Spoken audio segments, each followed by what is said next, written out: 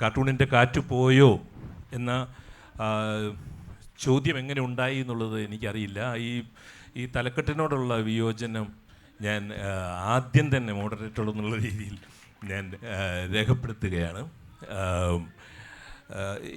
ഏത് കോണ്ടെക്സ്റ്റിലാണ് അങ്ങനെ ഒരു ചോദ്യം ഉണ്ടായതെന്ന് എനിക്കറിയില്ല. അത് ഈ കോണ്ടെക്സ്റ്റ് ഉണ്ടായ കേരള സമൂഹം ഏറ്റവും കൂടുതൽ സൃഷ്ടിച്ചിട്ടുള്ളത് ലോകോത്തരരായ കാർട്ടൂണിസ്റ്റുകളെയാണ്.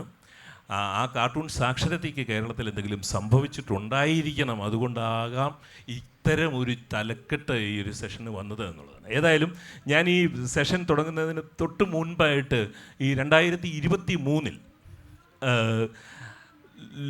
ഈ വിഷയത്തിലേക്ക് കടക്കുന്നതിൻ്റെ ഭാഗമായിട്ട് 2023 ഏറ്റവും പ്രധാനപ്പെട്ട ലോകത്തിലെ പ്രമേയങ്ങളോട് എങ്ങനെയാണ് ലോകോത്തരമായ കാർട്ടൂണിസ്റ്റുകൾ പ്രതികരിച്ചത് എന്നുള്ളത് ഒരു ഇതിലൂടി പ്രവേശിക്കാമെന്ന് വിചാരിച്ചു. കാർട്ടൂൺ കണ്ടിട്ട് തന്നെ നമുക്ക് നോക്കാം കാർട്ടൂണിൻ്റെ കാറ്റ് പോയോ എന്നുള്ളത്.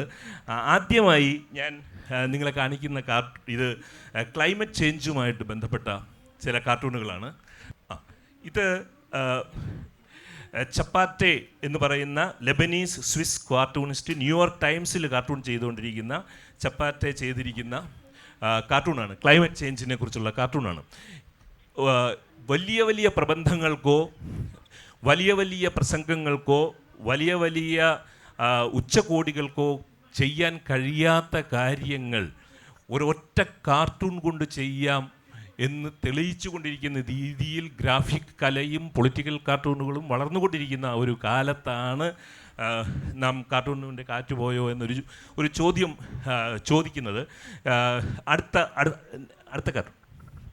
അടുത്തത് അമേരിക്കൻ കാർട്ടൂണിസ്റ്റാണ്.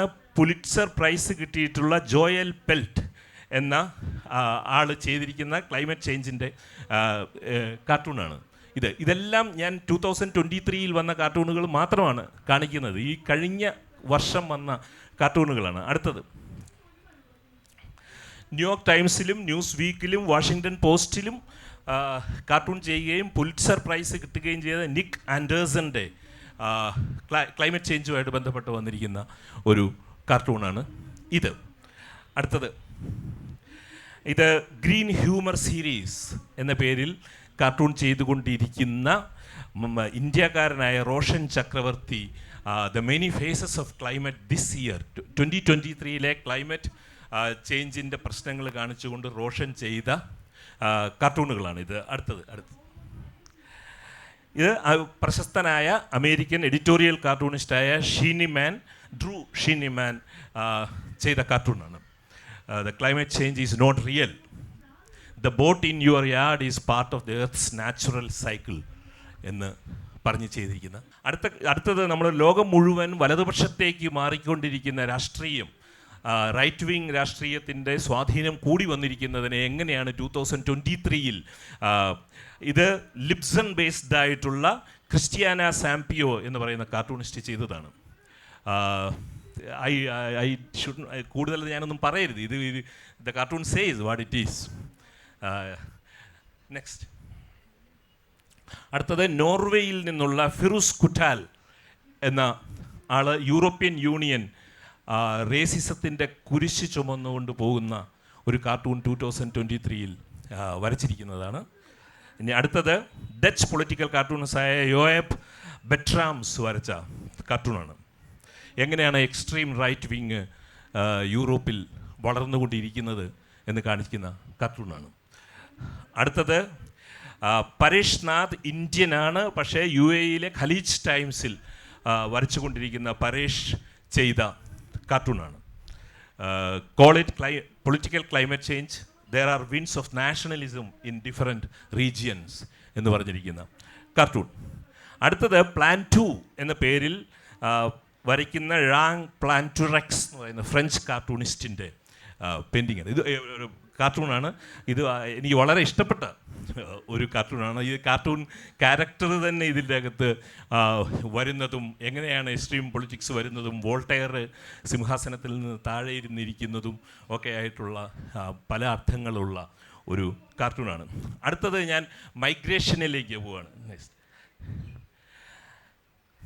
ഇത് ചിൽഡ്രൻസ് ബുക്സും എല്ലാം ചെയ്തുകൊണ്ടിരിക്കുന്ന ഇത് ഉണ്ണിമാഷിൻ്റെ കാർട്ടൂണാണ്. ഇത് റൈറ്റ് വിങ് പൊളിറ്റിക്സുമായിട്ട് ബന്ധപ്പെട്ട ഇന്ത്യൻ കോണ്ടെക്സ്റ്റിൽ അടുത്ത കാലത്ത് ഈ കഴിഞ്ഞ ജാനുവരി 30 സമയത്ത് രാം മന്ദിർ ഉദ്ഘാടനത്തിന് ശേഷം, രാം മന്ദിർ പ്രാണപ്രതിഷ്ഠയ്ക്ക് ശേഷം ചെയ്ത കാർട്ടൂണാണ്. ഒരു അയോധ്യയിലെ രാം മന്ദിർ നമ്മുടെ റിപ്പബ്ലിക് ഡേയും ഗാന്ധിയുടെ രക്തസാക്ഷിത്വവും കൂടി ചേർന്ന് ഇ പി ഉണ്ണി ചെയ്ത അതിശക്തമായ പൊളിറ്റിക്കൽ കാർട്ടൂൺ ആണ് ഇത്. അടുത്തത് ഇനി അടുത്തത് ഞാൻ മൈഗ്രേഷനുമായിട്ട് ബന്ധപ്പെട്ടാണ്. ഒരു പൈപ്പിൽ നിന്ന് ഒരു ബോട്ടിൽ ഈ അഭയാർത്ഥികൾ താഴേക്ക് വീഴുന്നതാണ്. ഇതിന് ഡേർട്ടി പ്ലേറ്റ്സ് എന്നാണ് ഇതിന് ടൈറ്റിൽ കൊടുത്തിരിക്കുന്നത്. ഇത് ചെയ്തിരിക്കുന്നത് മാർക്കോ ഡി ആഞ്ചലിസ് എന്ന് പറയുന്ന ഈ കുട്ടികൾക്ക് വേണ്ടി പടം വരച്ചുകൊണ്ടിരിക്കുന്ന ഒരു കാർട്ടൂണിസ്റ്റാണ്. അടുത്തത് ഒരു പെറുവിലുള്ളതാണ്, പക്ഷേ ഹീസ് ബേസിക്കലി എ ക്യൂബൻ. അദ്ദേഹം ചെയ്തിരിക്കുന്ന മൈഗ്രേഷൻ്റെ കാർട്ടൂണാണ്. നമുക്ക് നോക്കാം. ഈ ഡെവിളിൻ്റെ കയ്യിലിരിക്കുന്നത് ഒരു ബോട്ട് തല തിരിച്ചു വെച്ചിരിക്കുന്ന ഒരു ഇതാണ്. അടുത്തത് വീണ്ടും ഒരു ക്യൂബനാണ്, ഓസ്വാൾ വരച്ചിരിക്കുന്ന മൈഗ്രേഷൻ്റെ ഒരു കാർട്ടൂണാണ്. അടുത്തത് ബ്രസീലിൽ നിന്നുള്ള സിൽവാനോ മെല്ലോ വരച്ച അതിശക്തമായ ഒരു കാർട്ടൂണാണ്. It says everything.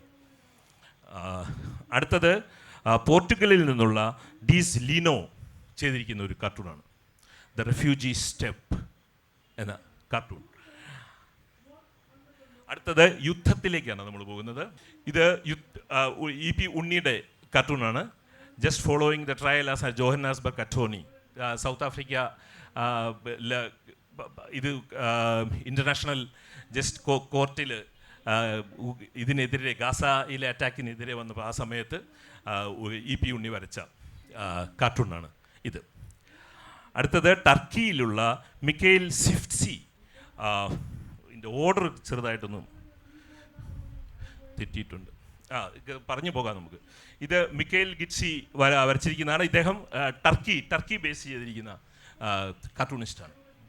ഇത് ബ്രിട്ടീഷ് അമേരിക്കൻ എഡിറ്റോറിയൽ കാർട്ടൂണിസ്റ്റാണ്. വളരെ വളരെ പ്രശസ്തനായ, ഇപ്പോൾ ഏറ്റവും കൂടുതൽ പ്രാക്ടീസ് ചെയ്തുകൊണ്ടിരിക്കുന്ന ഏറ്റവും പ്രമുഖനായ കാർട്ടൂണിസ്റ്റുകളിൽ ഒരാളായ മാറ്റ് ഡേവിസ് വരച്ച കാർട്ടൂണാണ്.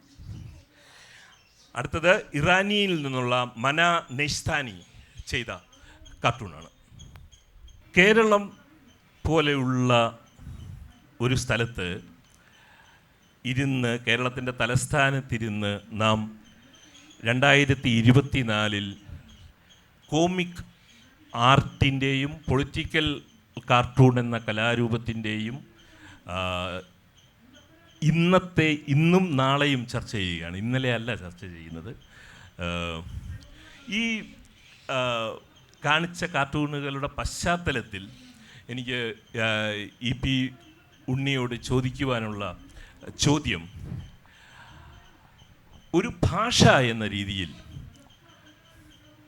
ഒരു ഭാഷ അന്യം നിൽക്കുന്നത് ആ ഭാഷ സംസാരിക്കാതിരിക്കുമ്പോഴാണ്. Cartoon Aramaic ഭാഷയാണോ?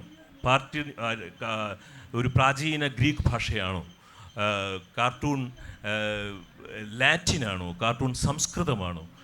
കാലഹരണപ്പെട്ടു എന്ന് സംശയിക്കാൻ. എന്നും നവീകരിക്കപ്പെട്ടുകൊണ്ടിരിക്കുന്ന, ഏറ്റവും നവീകരിക്കപ്പെട്ടുകൊണ്ടിരിക്കുന്ന ഒരു ഭാഷ എന്ന രീതിയിൽ കാർട്ടൂണിൻ്റെ ഇന്നത്തെ അവസ്ഥ എന്താണ്? കാർട്ടൂൺ ഒരു ഭാഷയാണെന്ന് എനിക്ക് തോന്നുന്നില്ല. പക്ഷേ കാർട്ടൂണിൻ്റെ ഒരു മൈഗ്രേഷൻ്റെ സ്വഭാവമുള്ള ഒരു കലാരൂപമാണ് കാർട്ടൂൺ.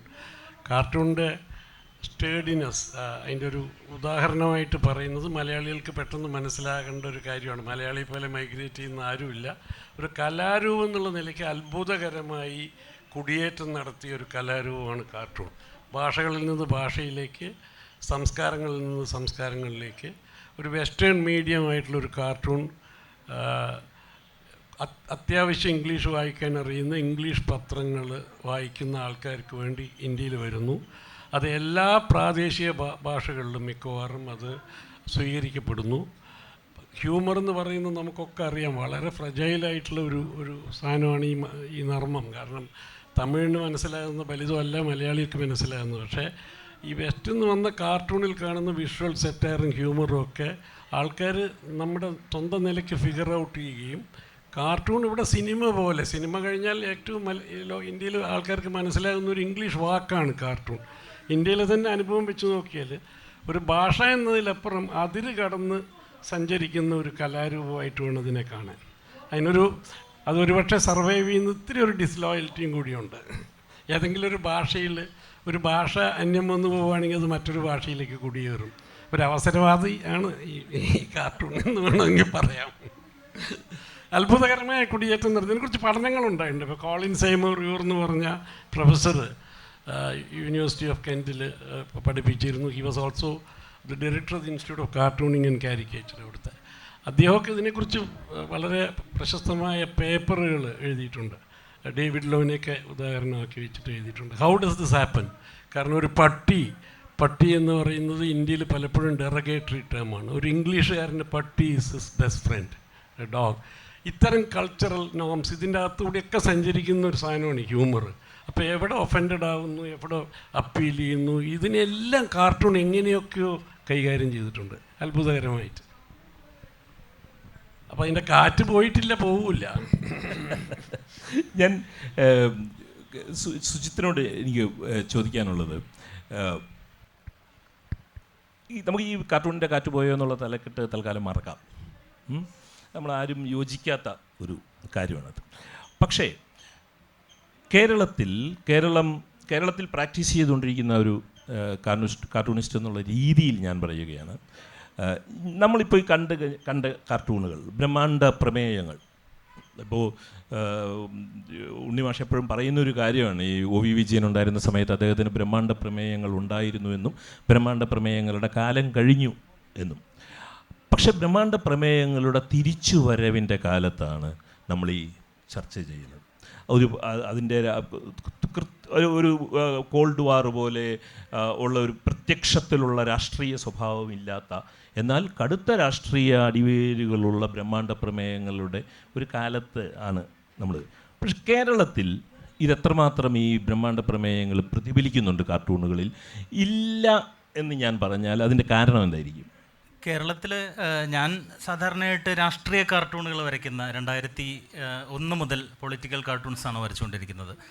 പക്ഷേ കേരളത്തിൽ ഇതുപോലെ തന്നെ പരിസ്ഥിതിയുമായിട്ടും പിന്നെ മറ്റ് സാമൂഹ്യ വിഷയങ്ങളുമായിട്ട് ബന്ധപ്പെട്ട് കാർട്ടൂണുകൾ വരയ്ക്കുന്ന നമ്മുടെ ഈ പാനലിലിരിക്കുന്നതിനേക്കാൾ അധികം കാർട്ടൂണിസ്റ്റുകൾ ഇപ്പോൾ നമ്മുടെ സദസ്സിലിരിക്കുന്നുണ്ട്.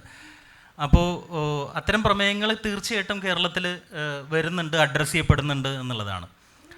പിന്നെ കാർട്ടൂണിൻ്റെ കാറ്റ് പോയോ എന്നുള്ള ചർച്ച ഇപ്പോൾ എല്ലാവരും അതിന് പിന്നെ അത്തരമൊരു ചർച്ചയ്ക്ക് അടിസ്ഥാനമില്ല എന്ന് പറയുന്നുണ്ടെങ്കിലും ആ കാറ്റ് ഇല്ലാതാക്കാനായിട്ടുള്ള പല ശ്രമങ്ങളും ഇവിടെ ഉണ്ട് എന്ന് നമുക്ക് പറയേണ്ടി വരും. പ്രധാനമായിട്ടും കാർട്ടൂൺ എന്നുള്ളതൊരു വിമത കലയായിട്ടാണ്, ഒരു വളരെ സിമ്പിളായിട്ടുള്ള ഒരു കലയാണ്, ഒരു വികട കലയാണത്. പ്രത്യേകിച്ച് രാഷ്ട്രീയ കാർട്ടൂൺ നമുക്കൊരിക്കലും ഒരാളെക്കുറിച്ച് നല്ലത് പറയാനായിട്ട് സാധിക്കില്ല. നമ്മളെപ്പോഴും ഒരു എതിർപ്പിൻ്റെ സ്വരമാണുള്ളത്, വിയോജിപ്പിൻ്റെ സ്വരമാണുള്ളത് അവിടെ. നമ്മുടെ ഈ പാനലിൽ ഇപ്പോൾ നേരത്തെ സക്കറി സാറ് പറഞ്ഞ പോലെ 3 ഉണ്ണിമാരുണ്ടായിരുന്നു അല്ലേ. ഇപ്പോൾ രാജാവ് നഗ്നനാണെന്ന് വിളിച്ചു പറയാനായിട്ട് ഒരു കുട്ടിക്ക് മാത്രമേ സാധിക്കുകയുള്ളൂ. അപ്പോൾ ഒരു കുട്ടിയുടെ, ഉണ്ണിസാറിൻ്റെ കഥാപാത്രം പോലും ഒരു കുട്ടിയാണ്. അപ്പോൾ ഒരു കുട്ടിയുടെ നിഷ്കളങ്കതയോട് കൂടിയിട്ട് നമ്മുടെ സമൂഹത്തിൽ നടക്കുന്ന കാര്യങ്ങളോടുള്ള, അല്ലെങ്കിൽ ജനത്തിന് എതിരായിട്ട് വരുന്ന കാര്യങ്ങളോടുള്ള ഒരു വിയോജിപ്പിൻ്റെ സ്വരമാണ് എപ്പോഴും കാർട്ടൂണുകൾ ഉയർത്തുന്നത്. ആ വിയോജിപ്പിൻ്റെ കാറ്റ് പോവുക എന്ന് പറഞ്ഞു കഴിഞ്ഞാൽ അത് പൗരൻ്റെ വിയോജിപ്പിനുള്ള കാറ്റ് പോകുന്നതിന് തുല്യമാണ്. ഒരിക്കലും അത്തരമൊരു വിയോജിപ്പിൻ്റെ സ്വരത്തിൻ്റെ കാറ്റ് പോകാനായിട്ട് നമ്മൾ അനുവദിക്കരുത് എന്നുള്ളതാണ് എനിക്ക് ആദ്യമായിട്ട് പറയാനുള്ളത്. ഞാൻ എൻ്റെ ചോദ്യത്തിൻ്റെ ഒരു ഭാഗത്തിനോട് ഇപ്പം ഒരു അതിരാഷ്ട്രീയ സമൂഹമായി കേരളം മാറുകയും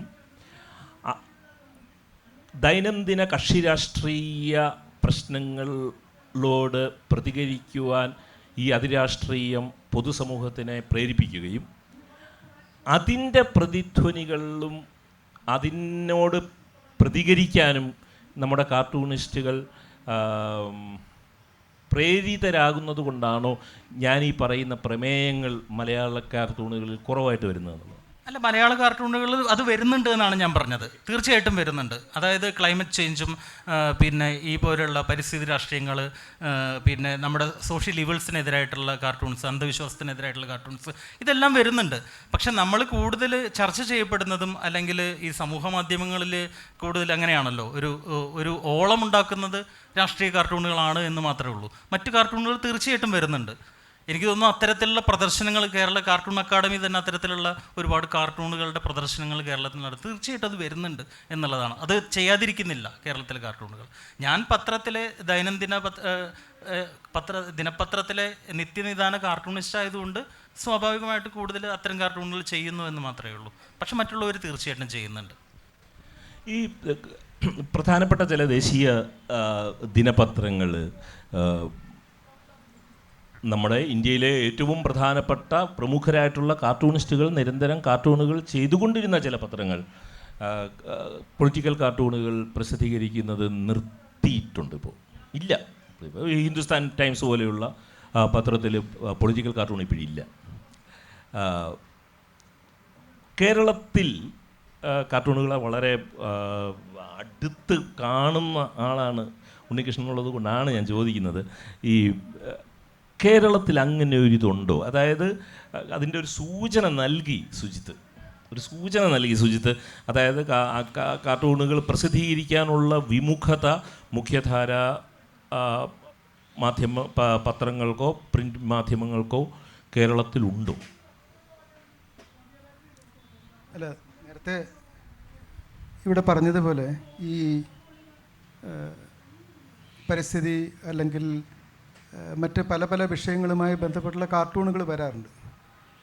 അത് എൻ്റെ ഒരു കാര്യം പറയല്ല.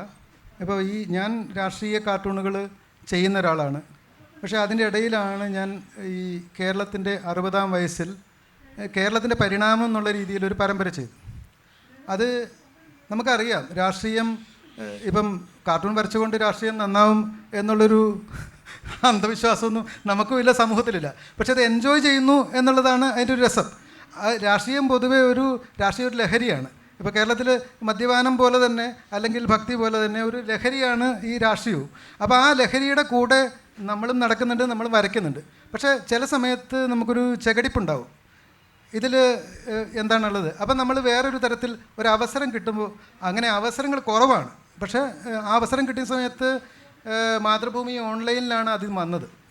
അപ്പോൾ ശരിക്കും പറഞ്ഞാൽ ഈ ലഹരി എന്ന് പറഞ്ഞുകൊണ്ടാണ് ഈ ഒരു പരമ്പരയുടെ തുടക്കം തന്നെ ഒരു ബീവറേജസിൻ്റെ ബ്ലോക്കിൻ്റെ മുമ്പിൽ നിന്നാണ്. അതായത് നമ്മൾ ഓഫീസിലേക്ക് നൈറ്റ് ഷിഫ്റ്റിന് പോകുന്ന സമയത്ത് എപ്പോഴും ബീവറേജസിൻ്റെ ഒരു ബ്ലോക്ക് കടന്ന് വേണം പോകാൻ. കുപ്പിക്കഴുത്ത് എന്ന് പറയുന്നത് കറക്റ്റാണ്. അപ്പോൾ ആ ബ്ലോക്ക് കടന്ന്, അപ്പോൾ അതിങ്ങനെ പോകുമ്പോൾ ഇത് ഇങ്ങനെ ഒരു കാർട്ടൂൺ വരച്ചാലോ എന്നിങ്ങനെ ആലോചന വന്നു. അപ്പോൾ ആലോചന വന്ന സമയത്ത് ഓൺലൈനിൽ പറഞ്ഞ സമയത്ത് അത് 2-3 വരച്ചോളൂ. അപ്പോൾ ഞാനിങ്ങനെ ആലോചിച്ച് നോക്കിയപ്പോൾ 2-3 ഒരുപാട് കാര്യങ്ങൾ മലയാളിക്ക് സംഭവിച്ചിട്ടുണ്ട്. നമ്മൾ ഈ രാഷ്ട്രീയത്തിലേക്ക് നോക്കി നിൽക്കുന്നതുകൊണ്ടാണ് ഇതൊന്നും കാണാതെ പോകുന്നത്. അപ്പോൾ നമ്മുടെ 2 തരത്തിലുള്ള നിലപാടുകൾ, നമ്മൾ 2 വള്ളത്തിൽ കാലൂന്ന്. ഇപ്പം ഒരേ സമയം തന്നെ നമ്മൾ അമ്പലത്തിൽ പോകും, എല്ലാം ശരിയാവും എന്ന് പറയുന്നു. പക്ഷേ അമ്പലത്തിന് മുമ്പിൽ ഒരു ലോട്ടറി കാണുമ്പോൾ നമ്മൾ അങ്ങോട്ട് പോകുന്നു, അപ്പുറത്തൊരു പാർട്ടി സമ്മേളനം, അങ്ങനെയൊക്കെയുള്ള ഒരുപാട് ചാഞ്ചല്യങ്ങളിൽ കൂടിയും നടന്നു പോകുന്നൊരു മലയാളി സ്വഭാവം ഉണ്ടല്ലോ. അപ്പോൾ അതൊക്കെ പല സ്ഥലങ്ങളിലുമുണ്ട്. അപ്പം നമ്മൾ ഈ നമ്മുടെ മറ്റേ നിളയെക്കുറിച്ച് കവിത നമ്മൾ കേൾക്കുന്നു, പി ഭാസ്കരൻ്റെ ഗാനങ്ങൾ കേൾക്കുന്നു. പക്ഷേ നമ്മൾ വീട് മുഴുവൻ മൊസൈക്ക് ഇടുന്നു, പുറത്ത് മുഴുവൻ ടെയിലിടുന്നു, അവിടെ ഉള്ള മരങ്ങളെല്ലാം മാറ്റിയിട്ട് അവിടെ വേറെ എന്തെങ്കിലും ചെയ്യുന്നു. അങ്ങനെയൊക്കെയുള്ളൊരു രീതിയാണ് നമ്മൾ. എന്നിട്ട് പാടം നികത്തി കഴിഞ്ഞിട്ട് ഇവിടെ വീടിൻ്റെ മുമ്പിൽ നമ്മളൊരു നെൽക്കറ്റ തൂക്കിയിടുന്നു. എന്നിട്ട് മലയാളിത്തം പോയി എന്ന് പറയുന്നു, എല്ലാവരും വിദേശത്തേക്ക് പോകുന്നു എന്ന് പറയുന്നു. അങ്ങനെയൊക്കെയുള്ള ഒരു വേറെ തരത്തിലാണത്. അപ്പം അങ്ങനെ ഒരു അവസരം നമുക്ക് എല്ലാ സമയത്തും രാഷ്ട്രീയ കാർട്ടൂണുകൾ വരയ്ക്കുന്ന ഒരാൾക്ക് കിട്ടണമെന്നില്ല. അങ്ങനെ ഒരു അവസരം കിട്ടുമ്പോൾ അങ്ങനെ ചെയ്യാറുണ്ട്. പിന്നെ എന്നെ സംബന്ധിച്ചിടത്തോളം ഞാൻ ഒരേ സമയം ഈ ജോലി, ഈ പത്രപ്രവർത്തനം, റിപ്പോർട്ടിങ്ങിലായതുകൊണ്ട് അതിൻ്റെ ഒരു സമ്മർദ്ദങ്ങൾക്കിടയിലാണ് ഇത് ചെയ്യുന്നത്. അപ്പോൾ ആ സമ്മർദ്ദങ്ങളോടുള്ളൊരു മൽപ്പിടുത്തം കൂടിയാണ്, അതിനിടയ്ക്കാണ് ഇത് സംഭവിക്കുന്നത്. അപ്പം ഈ ഒരു വിഷയം മാത്രമല്ല, ഇപ്പം നേരത്തെ പറഞ്ഞതുപോലെ കാർട്ടൂണിൻ്റെ വിശാലമായ ലോകത്തെ വിഷയങ്ങൾ അഡ്രസ്സ് ചെയ്യാമെന്ന് മാത്രമല്ല, പൊതുസമൂഹത്തിൽ എന്താണൊരു വിഷയമായിട്ട് മുന്നിൽ വരുന്നത്. ഇപ്പം കോവിഡിൻ്റെ സമയത്ത് നേരത്തെ സുജിത്ത് കാർട്ടൂൺ അക്കാദമിയുടെ കാര്യം, കോവിഡിൻ്റെ സമയത്ത് നമ്മൾ കാർട്ടൂൺ അക്കാദമി തന്നെ മുന്നിട്ടിറങ്ങിയിട്ട് കേരളം മുഴുവൻ 14 ജില്ലകളിലും ആ ലോക്ക്ഡൗണിൻ്റെ സമയത്ത് പോയി ഗ്രാഫിറ്റികൾ ചെയ്തു. പക്ഷേ ഗ്രാഫിറ്റിയും അങ്ങനെ ചെയ്യാൻ പറ്റുമോ എന്നുള്ളൊരു ചോദ്യം ഉണ്ടായിരുന്നു. പക്ഷേ നമ്മളിത് ശ്രമിച്ചു. ആ നമ്മുടെ ആരോഗ്യ സന്ദേശങ്ങൾ എല്ലാ ആളുകൾക്കും എത്തിക്കുന്നതിന് വേണ്ടിയിട്ട് അങ്ങനെ ഒരു ശ്രമം നടത്തി. അത് നല്ല വിജയമായിരുന്നു. അപ്പോൾ അതൊരു ശ്രമമാണ്.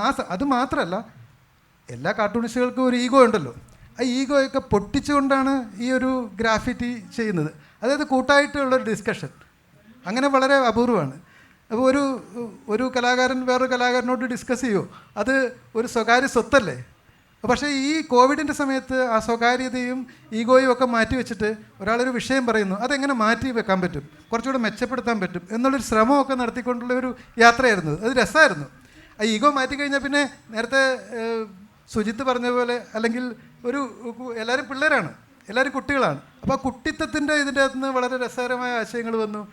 പുതിയ ഇങ്ങനെ ചെയ്താലോ അങ്ങനെ ചെയ്താലോ എന്നൊക്കെയുള്ള തോന്നലുകൾ വന്നു. അങ്ങനെ മാറ്റിക്കൊണ്ടിരിക്കുകയാണ്. അതിനിയും മാറും. കാറ്റൊന്നും പോയിട്ടില്ല. കാറ്റ് ചിലപ്പോൾ ഈ ഡൽഹിയിലെ കാറ്റ് പോലെ ഒന്ന് ഇരുണ്ട് നിൽക്കാൻ സാധ്യതയുണ്ട്. പക്ഷേ ആ ഒരു മലിനീകരണമൊക്കെ മാറുമെന്നാണ് പ്രതീക്ഷിക്കുന്നത്. ഇതൊരു സാഹിത്യോത്സവമാണ്. മലയാള സാഹിത്യത്തിലും ഒക്കെ നടക്കുന്ന മാറ്റങ്ങൾ, പുതിയ പുതിയ എഴുത്തിൻ്റെ രീതികൾ, കവിതയിലും കഥയിലും നോവലിലുമൊക്കെ വരുന്ന പ്രമേയങ്ങളിലെ ഡൈവേഴ്സിഫിക്കേഷനും ഒക്കെ. ഇപ്പോൾ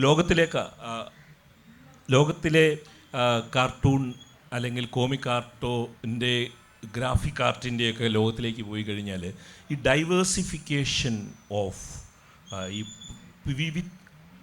വിവിധ വിഷയങ്ങളിൽ വ്യാപരിക്കുന്നുണ്ട്. അതുപോലെ തന്നെ അതായത് എത്തിനിസിറ്റിയുടെ പ്രശ്നം അവർ അതിലേക്ക് കൊണ്ടുവരുന്നു, ജെൻഡർ ഇഷ്യൂസ് കൊണ്ടുവരുന്നു, സെക്ഷുവൽ ഓറിയൻറ്റേഷൻസിൻ്റെ പ്രശ്നങ്ങൾ കൊണ്ടുവരുന്നു. ഇങ്ങനെയാണ് എല്ലായിടത്തും ഈ ഗ്രാഫിക് ആർട്ട് പുരോഗമിച്ചു കൊണ്ടിരിക്കുന്നത്, മുന്നോട്ട് പോയിക്കൊണ്ടിരിക്കുന്നത്, അല്ലെങ്കിൽ അത് സ്വാംശീകരിക്കുന്നത്.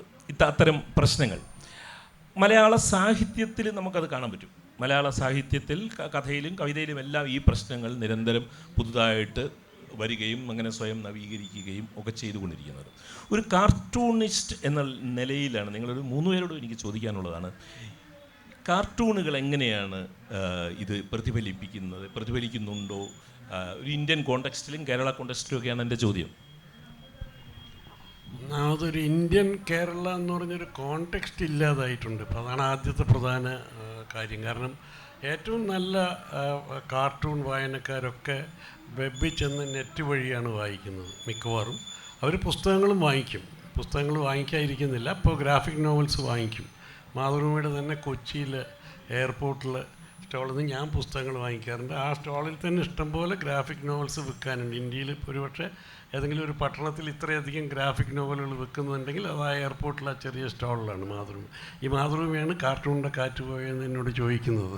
അപ്പോൾ തമാശ എന്തെന്ന് വെച്ചാൽ ഈ ഗ്രാഫിക് നോവൽ എന്ന് വെച്ചാൽ പൊതുവെ പറയുകയാണെങ്കിൽ അതിനെ ഗ്രാഫിക് നോവൽ എന്നൊന്നും വിളിക്കണ്ട, കോമിക് ആർട്ട് എന്നാണ് അതിനെ വിളിക്കുന്നത്. ആർട്ട് സ്പീഗൽമാനെ പോലുള്ള ഗ്രാഫിക് നോവലിസ്റ്റ് വരെ പറയുന്ന അതിനെ കോമിക് ആർട്ട് എന്ന് വിളിച്ചാൽ മതിയെന്നാണ്. എങ്ങനെ വേണമെങ്കിലും വിളിക്കാം. ചുരുക്കത്തിൽ ഇത് കാർട്ടൂൺ പുതിയ രീതിയിൽ ഇത് കൈകാര്യം ചെയ്യുന്ന 84-ന് ശേഷം അടുത്ത കാലത്ത് ഒരുപാട് തീക്ഷ്ണമായിട്ട് സ്റ്റോറി ടെല്ലിംഗ് വഴിയാണ്. ഈ വരച്ച് എഴുതിയിട്ടൊരു കഥ പറയാൻ പറ്റും എന്നുള്ളതാണ്. അപ്പോൾ സ്റ്റോറി ടെല്ലിങ്ങിലേക്ക് സജ്ജമായാൽ സിനിമ പോലെ സാഹിത്യം പോലെ cartoon will open up to all that is political, all that is personal. ആ റേഞ്ച് വന്നോളും. പിന്നെ അതിനുവേണ്ടി കൺട്രൈവ് ചെയ്യേണ്ട കാര്യമൊന്നുമില്ല. അപ്പോൾ ഞങ്ങളൊക്കെ ചെയ്യുന്നത് വാർത്താധിഷ്ഠിതമായ ഒറ്റ കാർട്ടൂണുകളാണ്. അത് വിജയൻ അത് ചെയ്തുകൊണ്ടിരുന്ന സമയത്ത് അരവിന്ദൻ എന്ത് ചെയ്തു എന്ന് നോക്കിയാൽ മതി. മലയാളിയേക്കാൾ ഇത്രയും നല്ല കാർട്ടൂൺ അനുഭവം കാലയെക്കൂട്ടി കിട്ടിയ ഒരു വായനാ സമൂഹം ലോകത്തെവിടെയെങ്കിലും ഉണ്ടോ എന്ന് എനിക്ക് സംശയം. ഒരേ സമയത്ത് മാതൃഭൂമി പത്രത്തിൽ അതിതീക്ഷ്ണമായിട്ട് വിജയനെ പോലൊരു കാർട്ടൂണിസ്റ്റ് വരച്ചുകൊണ്ടിരിക്കുക. മറ്റനേകം പബ്ലിക്കേഷൻസിൽ നല്ല ബലിതവും തരസമായും കോമിക്കായിട്ടും കോമിക് ആർട്ടിങ്ങനെ ഇഷ്ടംപോലെ വരച്ച് കൊണ്ടിരിക്കുക. മറ്റ് പത്രങ്ങളിലും വാരികകളിലും രാഷ്ട്രീയ കാർട്ടൂണുകൾ വരച്ചുകൊണ്ടിരിക്കുക. ഒരു മുന്നണി സംവിധാനം പോലൊരു സാധനം ആദ്യമായിട്ട് ലോകത്ത് എവിടെയും പരീക്ഷിക്കപ്പെടുന്നതിനേക്കാളും രസകരമായ രീതിയിൽ പരീക്ഷിക്കപ്പെട്ടുകൊണ്ടിരിക്കുക. ഇങ്ങനെ politics drove cartoons drove politics ഭയങ്കര രസകരമായ സംഭവമാണ്. ഇതിൽ നമ്മൾ കാണുന്ന ഒരു താങ്കൾ പറഞ്ഞ ചോദ്യത്തിന് ഉത്തരം, അരവിന്ദനും വിജയനും ഒരുപോലെ നിലനിൽക്കുന്ന ഒരു കാലമാണിത്. അനേകം അരവിന്ദന്മാരും അനേകം വിജയന്മാരും നിലനിൽക്കുന്ന കാലമാണിത് ഗ്ലോബലി. ഇവിടെ ഇരുന്ന് വായിക്കുന്ന ഒരു കാർട്ടൂൺ തൽപരനും വായനക്കാരിക്കും ഇത് മനസ്സിലാവും. അത് എളുപ്പത്തിൽ നെറ്റിൽ നോക്കിയാൽ കിട്ടും ഇത്. അപ്പോൾ ഒരു കേരള ഇന്ത്യ കോണ്ടെക്സ്റ്റ് ഇല്ല. കേരളത്തിലെ വാർത്താ കാർട്ടൂണിസ്റ്റുകളുടെ ഒരു വിസിബിൾ ഡോമിനൻസ് ഉണ്ട് പത്രങ്ങളിൽ. അതൊരു വലിയ കാർട്ടൂൺ ഡെൻസിറ്റിയെ കാണിക്കുന്നുണ്ടെങ്കിലും അത് മറ്റു തരം കാർട്ടൂണുകൾ ഉണ്ടോ എന്നെനിക്കിപ്പോൾ സംശയമാണ്. അത്രയും കാണുന്നില്ല. കേരളത്തിൽ കൂടുതൽ വിസിബിളായിട്ട് കാണുന്നത് വാർത്താ കാർട്ടൂണുകളാണ്. പണ്ടത്തെ പോലെ ലാസ്റ്റ് പേജ് വാരികകളുടെ കോമിക്സിന് വേണ്ടി നീക്കി വയ്ക്കുന്നില്ല. ഇനി അത് ചെയ്യാൻ തുടങ്ങുമെന്നാണ് എൻ്റെ വിശ്വാസം. ഏതായാലും വെബിലുണ്ട്. ഇപ്പോൾ അരവിന്ദൻ്റെ ചെറിയ മനുഷ്യരും വലിയ ലോകവും ഉണ്ണി സാർ സൂചിപ്പിച്ചു. അത് നമുക്കൊക്കെ വലുതായിട്ട് വലിയ സ്വാധീനം ഉണ്ടാക്കിയിട്ടുള്ള ഒരു ഇതാണ്. അപ്പം അതിൽ തുടക്കത്തിൽ രാമുവിൻ്റെയും അല്ലെങ്കിൽ ലീലയുടെയും ഒക്കെ ഒരു വളർച്ച അതിനകത്ത് സ്വയം നവീകരിച്ചുകൊണ്ടിരിക്കുന്നു. ഓരോ ആഴ്ചയിലും ആണ് ഇത് രണ്ട് കാർട്ടൂണുകൾക്കിടയിൽ ഒരാഴ്ചയുടെ ഇടവേള ഉണ്ടായിരുന്നെങ്കിലും ഇത് അവസാനം എല്ലാം ഒരുമിച്ച് വായിക്കുമ്പോൾ ഒരു നോവൽ പോലെ നമുക്ക് ആ കഥാപാത്രങ്ങളുടെ ഒരു ജീവിതത്തിൽ വന്നൊരു കാര്യങ്ങളും മാറ്റങ്ങളും ഒക്കെ വരുന്നു.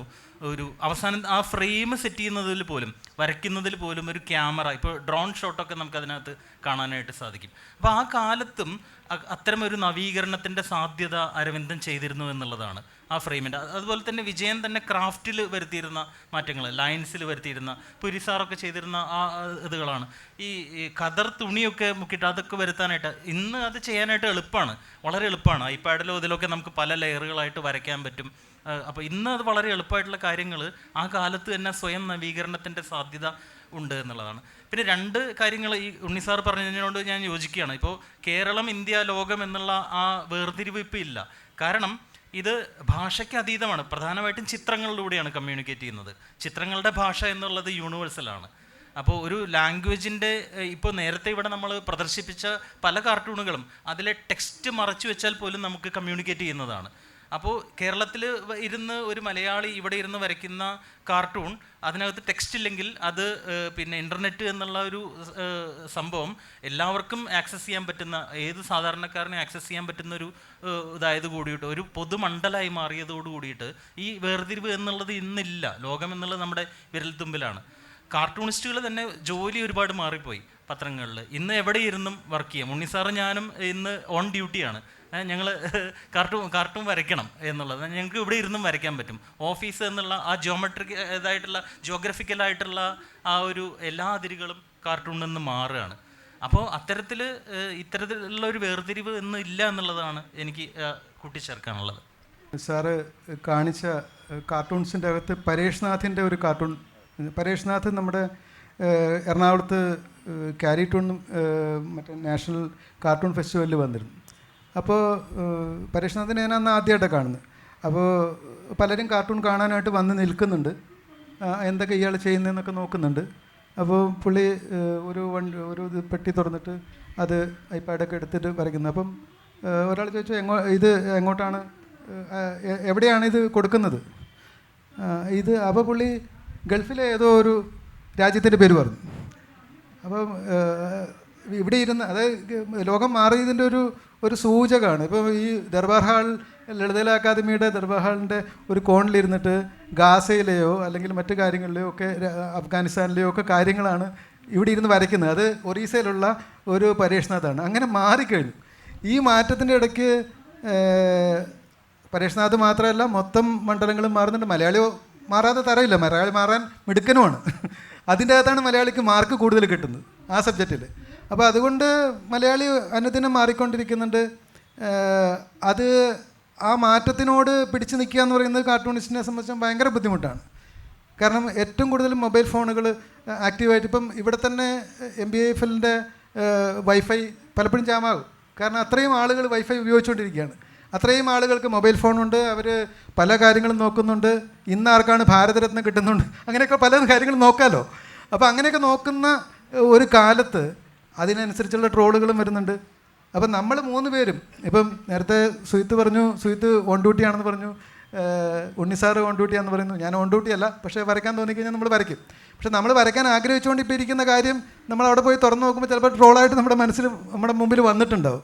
അപ്പോൾ നമ്മൾ പരാജയപ്പെടുന്നു. പക്ഷേ നമ്മൾ പരാജയപ്പെടുന്നില്ല, നമ്മൾ മലയാളികളാണ്. അപ്പോൾ അതുകൊണ്ട് നമ്മൾ പുതിയൊരു ആശയം അന്വേഷിക്കുകയും അതിലേക്ക് പോവുകയും ചെയ്യും എന്നുള്ള കാര്യത്തിൽ സംശയമില്ല. അതിൽ കൂട്ടിച്ചേർക്കാനുള്ളൊരു കാര്യം, പലപ്പോഴും എനിക്ക് നമ്മുടെ ഓഫീസിലോ അല്ലെങ്കിൽ പല സുഹൃത്തുക്കളും ഒക്കെ ഗംഭീരമായിട്ട് തമാശകൾ പറയും. അപ്പം അന്നൊക്കെ ഒരാളെന്നോട് പറഞ്ഞു, എനിക്ക് നല്ല ഹ്യൂമറുണ്ട്, നിനക്ക് നല്ലത് വരയ്ക്കാൻ. പുള്ളി നമുക്ക് ഹ്യൂമർ ഇല്ല എന്നാണ് പറയുന്നത്. അപ്പോൾ നിനക്ക് വരയ്ക്കാനും അറിയാം, രണ്ടുപേരും ചേർന്നിരുന്നെങ്കിൽ നന്നായേനെ എന്ന് പറഞ്ഞു.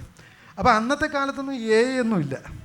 ഇന്നത്തെ കാലത്ത് അതൊക്കെ സംഭവിക്കാൻ സാധ്യതയുള്ള കാര്യങ്ങളാണ്. ഇപ്പം കാക്കോർണറിലെ സെഷനിൽ, ഇന്നലത്തെ സെഷനിൽ ഒരു പൂനെയിൽ നിന്ന് വന്നിട്ട് നിണാദ് എന്ന് പറഞ്ഞൊരാൾ, അയാൾ ഡിസൈനറാണ്.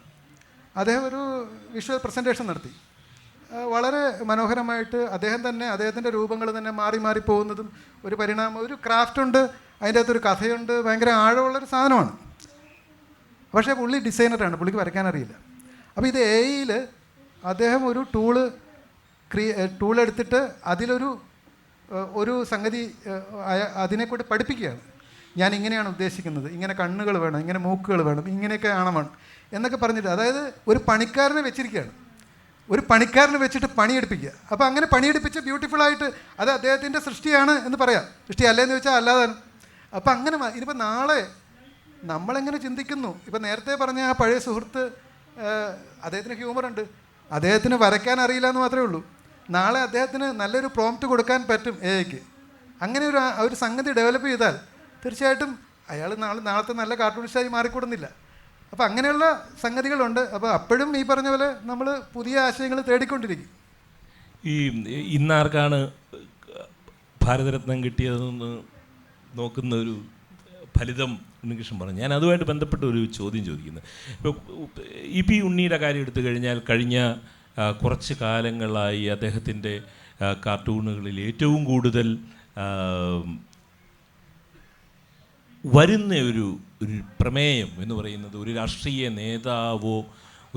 നേതാവിൻ്റെ മുഖമോ അല്ല, ഇന്ത്യൻ ഭരണഘടനയാണെന്ന് ഞാൻ ശ്രദ്ധിച്ചിട്ടുള്ളത്.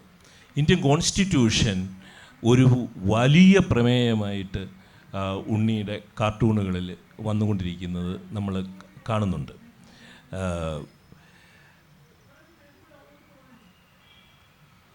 ഇത് ഈ വിജയനൊക്കെ പറഞ്ഞ ഈ ബ്രഹ്മാണ്ഡ പ്രമേയം എന്നൊക്കെ പറയുന്നത് പോലെ നാം ഈ ജീവിക്കുന്ന കാലത്തിൻ്റെ പൊളിറ്റിക്കൽ കാർട്ടൂണുമായിട്ട് ബന്ധപ്പെട്ട എൻ്റെ ചോദ്യം, ഒരു വലിയ ഒരു പ്രമേയം ആയിട്ട് ഇന്ത്യൻ ഭരണഘടന മാറുകയാണ്.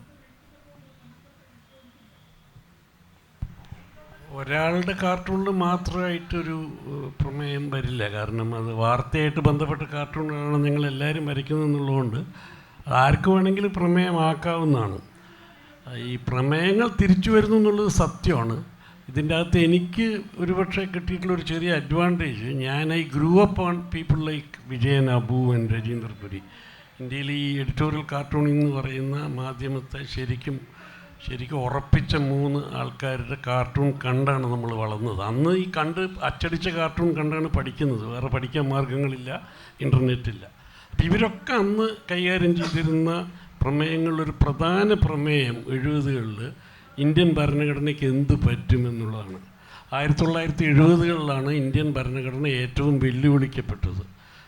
ഭരണഘടന ഉണ്ടാക്കി കഴിഞ്ഞിട്ട് ചാപ്റ്റർ 3 ഫണ്ടമെൻ്റൽ റൈറ്റ്സ്, നമ്മുടെ ഫണ്ടമെൻ്റൽ റൈറ്റ്സിനെതിരെ ഏറ്റവും കൂടുതൽ പാർലമെൻറ്റ് ലെജിസ്ലേറ്റ് ചെയ്ത സമയമാണിത്. 24, 25, 29 അമെൻമെൻ്റ് എന്നൊക്കെ പറഞ്ഞ് പുരോഗമന രാഷ്ട്രീയത്തിൻ്റെ ഒരു ചായമൊക്കെ പൂശി ഇന്ദിരാഗാന്ധി ഭരണഘടനയെ ശരിക്കും ദുർബലമാക്കിയ ഒരു കാലമാണ്. അത് അടിയന്തരാവസ്ഥയിൽ ചെന്ന് എത്തുമെന്ന് കൃത്യമായിട്ട് വരച്ച 2 കാർട്ടൂണിസ്റ്റുകളാണ് വിജയനും രജീന്ദർ പുരിയും. വിജയൻ അങ്ങനെ ഒരു അധ്യായം എഴുതുകയും ചെയ്തു അതിനു മുമ്പ്. അപ്പോൾ ഈ അടിയന്തരാവസ്ഥയിലേക്ക് എത്തിയിട്ടുള്ള ഒരു തരം ക്യുമുലേറ്റീവ് ഒരു ക്രൈസിസ്, ഞാനത് കണ്ടാണ് വളർന്നത്. അപ്പോൾ എനിക്ക് ഇതിൻ്റെ ടെൻഡൻസി ഇപ്പോൾ ഒരു സാധാരണ ഒരു ഓൾമോസ്റ്റ് മൈ മസിൽ മെമ്മറി, എനിക്കിത് കൃത്യം മനസ്സിലാവും. അങ്ങനത്തെ മസിൽ മെമ്മറിയാണ് ഒരു കാർട്ടൂണിസ്റ്റിനെ സഹായിക്കുക, അല്ലാതെ ഒരുപാട് തിയററ്റിക്കൽ ഇതല്ല. കാരണം വളരെ പെട്ടെന്ന് ഒരു വാർത്ത പൊട്ടുമ്പോൾ നമ്മൾ റിയാക്ട് ചെയ്യുന്നത്. ഇന്നാണെങ്കിൽ വാർത്ത പലതരം വേഷപ്രച്ഛന്നമായിട്ടാണ് വരുന്നത്. പക്ഷേ എനിക്കിത് ഒരുപക്ഷെ താങ്കൾക്ക് അങ്ങനെ തോന്നിയിട്ടുണ്ടെങ്കിൽ, മറ്റുള്ളവരെക്കാൾ എനിക്കിത് വരയ്ക്കാൻ പറ്റിയിട്ടുണ്ടെങ്കിൽ ഞാൻ ആ കാലത്ത് പരിശീലിച്ചുകൊണ്ടാണ്. ഏതാണ്ട് അതിനേക്കാളും കുറച്ചുകൂടി സങ്കീർണമായ ഒരവസ്ഥയിലേക്കാണ് ഒരു പ്രതിസന്ധിയിലാണ് നമ്മളുള്ളത്.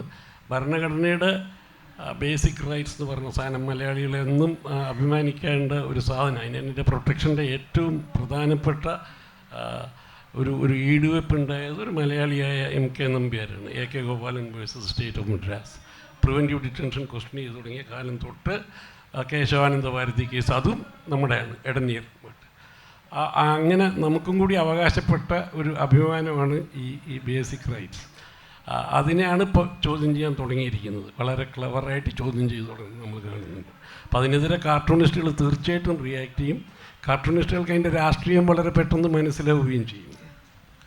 സുജിത്തിൻ്റെ ഉറക്കം നഷ്ടപ്പെടുത്തുകയോ അല്ലെങ്കിൽ ഉണർത്തുകയോ ചെയ്യുന്ന പ്രധാന പ്രമേയം എന്താണ് ഇക്കാലത്ത്? തീർച്ചയായിട്ടും ഇത് വരയ്ക്കാനായിട്ടുള്ള സ്പേസ്, വിയോജിപ്പിൻ്റെ സ്വരങ്ങൾ പിന്നെ നമുക്ക് ഉയർത്താനുള്ള സ്പേസുകൾ ഇല്ലാതാവുന്നത്, അത് തീർച്ചയായിട്ടും ഈ പറഞ്ഞതുമായിട്ട് കൂട്ടി വായിക്കാൻ പറ്റുന്ന ഒരു കാര്യമാണ്. ഭരണഘടന ഒരു കാർട്ടൂണിലോ അല്ലെങ്കിൽ ഏതെങ്കിലും ചുമരുകളിലോ അത് നിരന്തരം വന്നുകൊണ്ടിരിക്കണമെങ്കിൽ അങ്ങനെ വന്നുകൊണ്ടിരിക്കണമെന്നാണ് ഞാൻ പറയുന്നത്. നമ്മൾ വീടിൻ്റെ മുന്നിലൊക്കെ എഴുതി വെക്കാറില്ലേ, അതുപോലെ ഭരണഘടന ഈ വീടിൻ്റെ നാഥൻ എന്ന് എല്ലാ വീടുകളിലും എഴുതി വെക്കേണ്ട ഒരു കാലമാണ് ഇത്. അതായത് പാർലമെൻറ്റ് ഉദ്ഘാടനത്തിന് പൂജാരിമാർ വരികയും പിന്നെ ക്ഷേത്രം ഉദ്ഘാടനത്തിന് പ്രധാനമന്ത്രി പോവുകയും ചെയ്യുന്ന ഒരു കാലമാണ് ഇത്. അപ്പോൾ അത് തന്നെ കാർട്ടൂണാണ്. അതിനെ നമ്മൾ എത്രത്തോളം പിന്നെ വക്രീകരിച്ച് വരയ്ക്കുന്നതും അത്രത്തോളം അപഹാസ്യമാവില്ല, ആ റിയൽ സംഭവത്തിൻ്റെ അത്രത്തോളം അപഹാസ്യം ആവില്ല എന്നുള്ളതാണ്. അതുപോലെ ഭരണഘടന നൽകുന്ന, പൗരന് നൽകുന്ന എല്ലാ അവകാശങ്ങളും ഒരു പിന്നെ ഭരണകൂടം തന്നെ അതിനെ ഇല്ലാതാക്കുകയും, അതിന് പ്രഖ്യാപിത ഒരു അടിയന്തരാവസ്ഥയൊന്നുമില്ല ഇവിടെ. പക്ഷേ ഒരു അടിയന്തരാവസ്ഥയുടെ ആവശ്യമൊന്നുമില്ല തോന്നുന്നു എനിക്ക്. അല്ലാതെ തന്നെ ഇവിടെ ഈ രീതിയിലുള്ള വിയോജിപ്പിൻ്റെ സ്വരങ്ങൾ ഉയർത്താനുള്ള, ഞാൻ കേരളത്തിലെ അവസ്ഥയല്ല പറയുന്നത്, കേരളം എന്നുള്ളത് എത്രയോ മെച്ചപ്പെട്ട ഒരു രീതിയിൽ, അതുകൊണ്ടാണ് നമുക്കിങ്ങനെ സംസാരിക്കാനായിട്ട് പറ്റുന്നത്. കാർട്ടൂണിന് അവാർഡ് കൊടുക്കുന്ന ഒരു, വിയോജിപ്പിൻ്റെ സ്വരത്തിന് അവാർഡ് കൊടുക്കുന്ന സംസ്ഥാനമാണ് കേരളം. അപ്പോൾ ഞാനൊരിക്കൽ ഇന്ത്യക്ക് പുറത്ത് അവിടെ കാർട്ടൂൺ വരച്ചതിന് ജയിലിലാവുകയും പിറ്റേ ദിവസം ഓഫീസ് കത്തിക്കുകയും ചെയ്യുന്ന സമയത്ത് കാർട്ടൂണിന് സർക്കാർ അവാർഡ് കൊടുക്കുന്നു എന്നുള്ളത് പിന്നെ വലിയൊരു സംഭവമായിട്ട് അവർ അങ്ങനെ ഒരു സംഭവം ഉണ്ടോ എന്ന് ചോദിക്കുന്ന ഒരു. അപ്പോൾ കേരളത്തിലിരുന്ന് നമ്മൾ ഈ കാര്യങ്ങളെക്കുറിച്ചിട്ട് വളരെ സേഫായിട്ട്, ഒരു പരിധിവരെ സേഫായിട്ട് സംസാരിക്കുമ്പോൾ തന്നെ പക്ഷേ നമ്മുടെ രാജ്യത്ത് മുഴുവനായിട്ട് ഇത്തരം സ്വരങ്ങൾ ഉയർത്താനായിട്ടുള്ള ഇടങ്ങൾ നമുക്ക് കുറഞ്ഞു വരുന്നു എന്നുള്ളതും, അതിനെ ഇല്ലാതാക്കാനുള്ള ശ്രമങ്ങൾ, റെയ്ഡുകളും നമുക്കറിയാമല്ലോ, ഇപ്പോഴത്തെ കാലം നമുക്കറിയാമല്ലോ. പക്ഷെ അതിനൊക്കെ പ്രതിരോധിച്ചിട്ടാണ് കാർട്ടൂൺ എന്ന കല മുന്നോട്ട് വന്നത് എന്നാണ്. ആദ്യത്തെ കാർട്ടൂൺ എന്നുള്ളത് ക്ഷാമദേവതയാണ്, മഹാക്ഷേമദേവതയല്ല. അപ്പോൾ ഈ ക്ഷാമത്തെക്കുറിച്ചും ഇതുപോലെയുള്ള വിമത ശബ്ദങ്ങൾ ഇനിയും ഉയർത്തിക്കൊണ്ടിരിക്കും, കാറ്റ് പോകാതെ നോക്കുകയും ചെയ്യുമെന്നുള്ളതാണ് പറയാനുള്ളത്. അല്ല, അങ്ങനെ ഉറക്കം കെടുത്തുന്ന പ്രമേയങ്ങൾ എന്ന് പറഞ്ഞാൽ ഓരോ കാർട്ടൂണിസ്റ്റിൻ്റെ മുമ്പിൽ നമുക്ക് അങ്ങനെ സമൂഹത്തിൽ ഇങ്ങനെ ഒരു പ്രശ്നമാണ്, നമ്മൾ വരച്ചു കളയാം എന്ന് പറയാൻ പറ്റില്ലല്ലോ. അപ്പോൾ അങ്ങനെ ഒരു പ്രശ്നമുണ്ട്.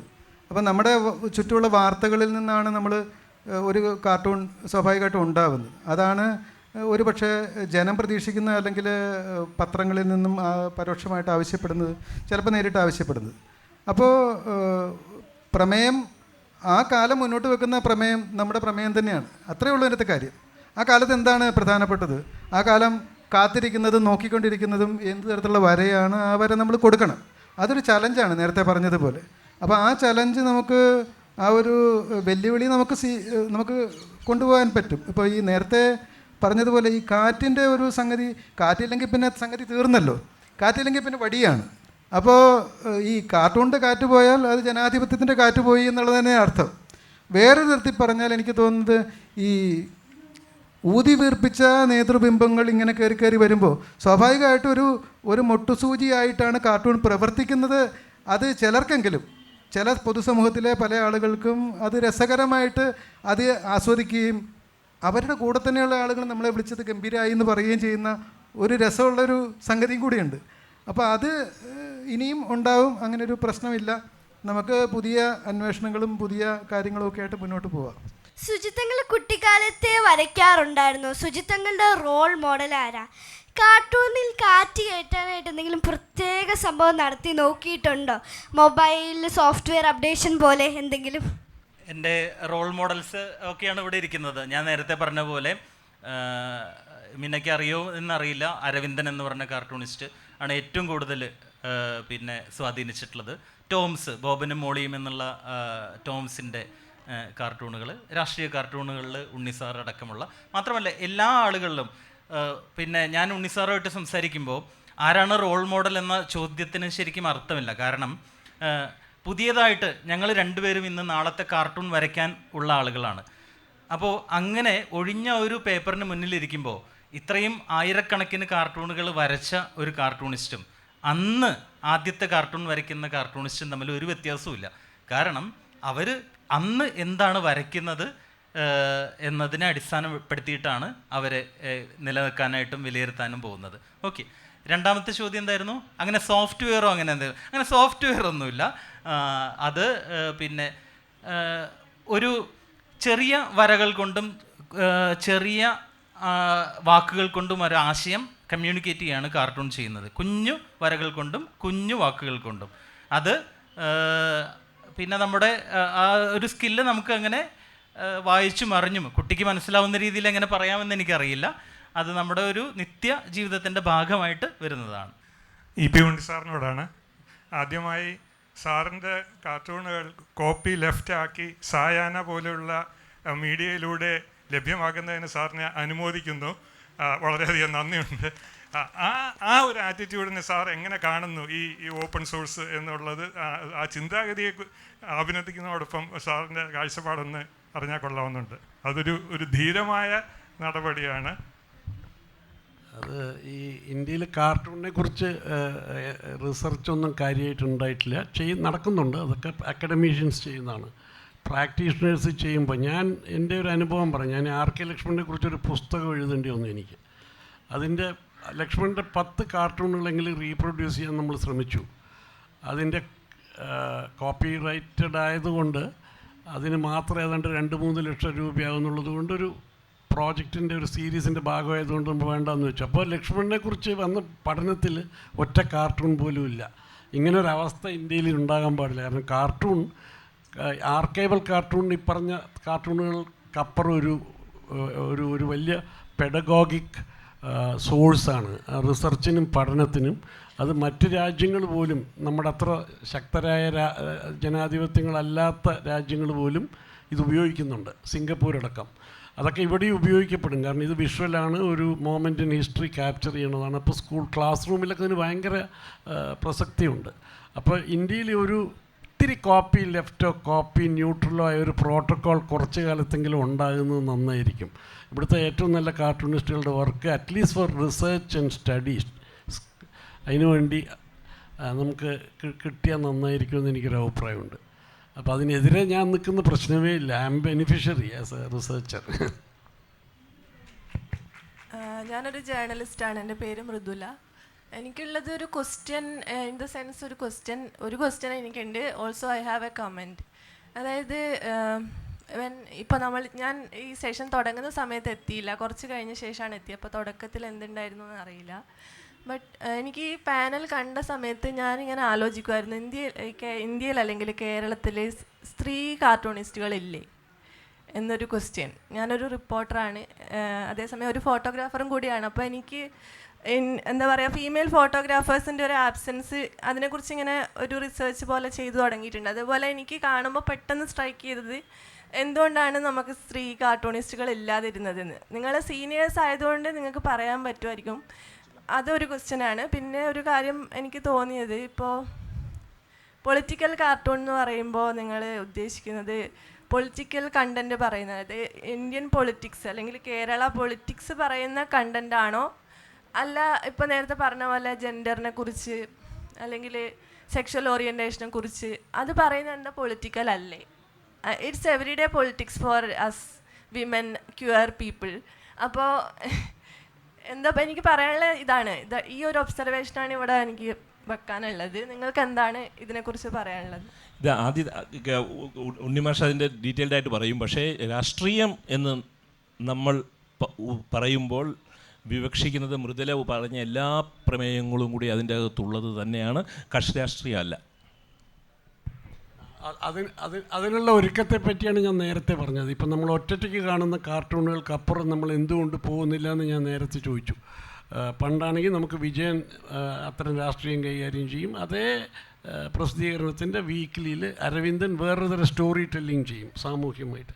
അങ്ങനെ ഒരു അവസ്ഥ ഇന്നാണ് കൂടുതൽ ഉണ്ടാകേണ്ടത്, ഉണ്ടാകുന്നുണ്ട് പുറത്തൊക്കെ, ഇനി ഉണ്ടാവുകയും ചെയ്യും. ഇദ്ദേഹവും മകനും കൂടി വരച്ച വിചിത്ര സൂത്രത്തിൽ അതൊരു പ്രധാനപ്പെട്ട ഒരു കാൽവയ്പ്പാണ്. അത്തരം അതായത് ഇത്തരം താങ്കൾ ഉദ്ദേശിച്ചതുപോലെ രാഷ്ട്രീയം എന്ന് പറഞ്ഞാൽ ഏറ്റവും പ്രധാനപ്പെട്ട രാഷ്ട്രീയം ഇതൊക്കെ തന്നെയാണ്. പക്ഷേ ഇവിടെ എനിക്ക് മലയാളി കാർട്ടൂണുകളെ കുറിച്ച് എനിക്കൊരു പരാതിയുണ്ട്, അതും കൂടി ഞാൻ പറയാം. ഒരൊറ്റ പരാതി എനിക്ക് മലയാളി കാർട്ടൂണിസ്റ്റുകളെ കുറിച്ചുള്ള, അത് ജെൻഡർ ഇഷ്യൂസ് കൈകാര്യം ചെയ്യുന്നതിൽ ഇൻക്രീസിംഗ്ലി ഇൻസെൻസിറ്റീവാണ്. എന്തുകൊണ്ടാണ് അങ്ങനെയെന്ന് എനിക്ക് മനസ്സിലാവുന്നില്ല. കേരളത്തിലെ ഈ നർമ്മോൽപാദനം എന്തുകൊണ്ടാണ് ഇത്രയേറെ ആൻറ്റി വുമൺ ആണെന്ന് എനിക്ക് മനസ്സിലായിട്ടില്ല. ഞാൻ പഠിക്കുകയും വളരുകയും ചെയ്യുന്ന കാലത്ത് പോലും ഇത്രയും മോശമായിരുന്നില്ല. അതെനിക്കറിയില്ല, അത് ഞാൻ പറയുന്നു. Because sometimes I am on your side, not on this side, അങ്ങനെ പറഞ്ഞാണ്. പിന്നെ സ്ത്രീ കാർട്ടൂണിസ്റ്റുകൾ എന്തുകൊണ്ടില്ല എന്നുള്ളതിന് ലോകത്തെവിടെയും ഉത്തരവില്ല. ഈ പ്രശ്നമുണ്ട്. പക്ഷേ ഗ്രാഫിക് നോവലിസ്റ്റിൻ്റെ കാര്യത്തിൽ വരുമ്പോൾ ഫസ്റ്റ് ജനറേഷൻ മുതൽ തന്നെ നമുക്ക് തന്നെ നല്ല സ്ത്രീ ക്രിയേറ്റേഴ്സ് ഉണ്ട്. പക്ഷെ നമുക്ക് നല്ല 2 വലിയ സ്ത്രീ കാർട്ടൂണിസ്റ്റുകൾ ഉണ്ടായിരുന്നു, മറക്കരുത്. മഞ്ജുള പത്മനാഭനും മായാക്കമത്തും. Manjula Padmanabhan was brilliant.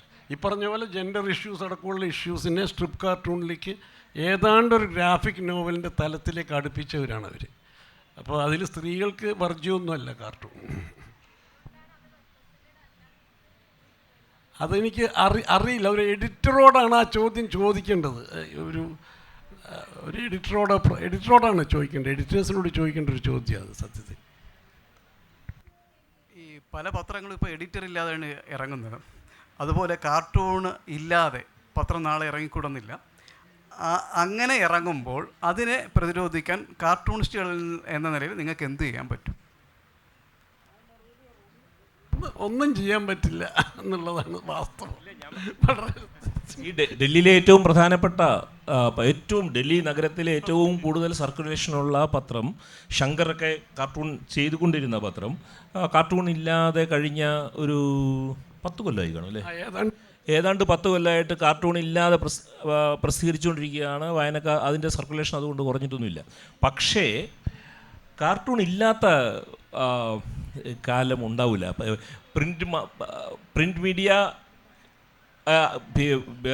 Face ചെയ്യുന്ന പല വെല്ലുവിളികളുണ്ട്. ആ വെല്ലുവിളികളിൽ ഒന്നാണ് കാർട്ടൂണിനെ എങ്ങനെ കൈകാര്യം ചെയ്യണമെന്ന് അറിയാൻ വയ്യാത്ത അവരുടെ ഈ അങ്കലാപ്പുമൊക്കെ.